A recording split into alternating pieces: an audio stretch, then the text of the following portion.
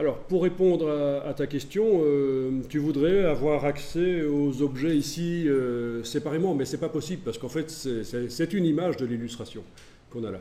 Si tu voulais avoir accès aux objets séparément, il faudrait faire ceci. Alors, je le fais ici, vous ne le faites pas pour l'instant. Un nouveau document dans lequel on va copier-coller l'illustration. Vous savez quoi, on va le faire après. On va le faire après. Quand on copie-colle l'illustration de Illustrator vers InDesign, alors là, les objets arrivent séparément.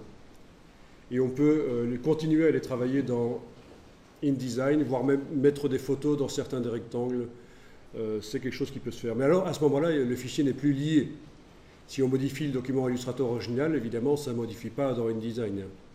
Et si on a utilisé certaines fonctionnalités Illustrator vraiment spécifiques, elles vont mal passer dans InDesign. Des rectangles en couleur, ça passera. Mais des effets spéciaux, ils vont être cassés au transfert. Il faudra...